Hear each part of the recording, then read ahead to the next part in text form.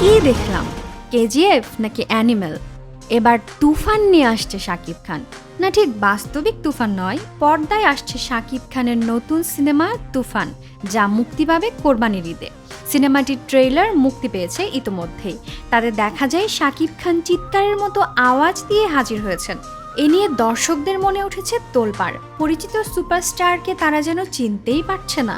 তুফান যেন আসলেই দর্শক হৃদয়ে তুফান তুলেছে।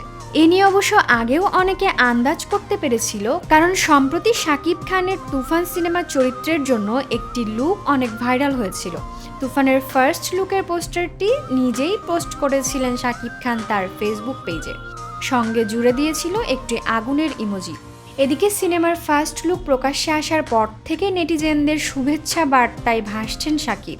পোস্টারে এই নায়কের লুক দেখে বেশ প্রশংসাও করেছেন নেটিজেনরা। বোঝাই যাচ্ছে রাজকুমারের পর তুফানের মাধ্যমে আরেকটি ধামাকা দিতে চলেছে শাকিব খান। 1 মিনিট 21 সেকেন্ডের ভাইরাল সেই ট্রিজারে দেখা যায় বন্দুক হাতে এন্ট্রি নিচ্ছেন শাকিব।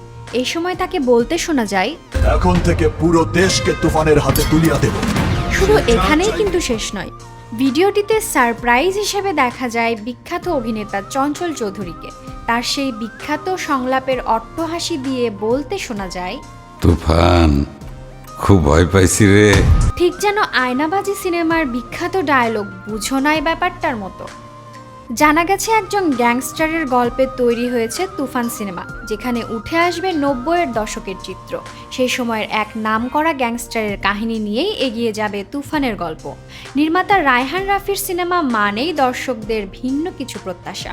এক সাক্ষাৎকারে এই সিনেমা প্রসঙ্গে নির্মাতা রায়হান রাফি বলেছেন, এ ধরনের সিনেমা আমি বা শাকিব ভাই কেউই আগে কখনো করিনি। তুফানের মতো সিনেমা বাংলাদেশে আগে কখনো হয়নি। শুধু বলতে চাই, এটি একটি অ্যাকশন ফিল্ম। তিনি আরও জানান, তুফান হবে আন্তর্জাতিক মানের একটি কাজ। একজন গডফাদারের গল্প। সুপারস্টারকে নিয়ে গ্যাংস্টারের ছবি বানানোর ইচ্ছা ছিল আমার, যেমন কেজিএফ, পুষ্পার মতো সিনেমা। বাংলাদেশে গ্যাংস্টার সিনেমা বানানোর মতো একজনই আছে, সে শাকিব খান। আর সে কারণেই তাকে নিয়ে সিনেমার কাজ করা। যৌথ প্রযোজনার তুফানে যুক্ত আছে বাংলাদেশের নামী প্রযোজনা সংস্থা চরকি ও আলফাই। ভারত থেকে যুক্ত আছে এসভিএফ। শাকিব খান ছাড়াও এই সিনেমায় আরও অভিনয় করেছেন অভিনেতা চঞ্চল চৌধুরী। আর শাকিবের বিপরীতে থাকছেন ওপার বাংলার জনপ্রিয় অভিনেত্রী মিমি চক্রবর্তী। খলনায়ক হিসেবে দেখা যাবে ওপার বাংলার বিখ্যাত অভিনয়শিল্পী যিশু সেনগুপ্তকে।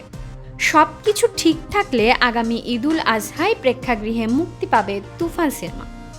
টিজার দেখেই বোঝা যাচ্ছে প্রেক্ষাগৃহে কত বড় তুফান আসতে চলেছে। আমরাও অপেক্ষায় আছি সেই তুফানের।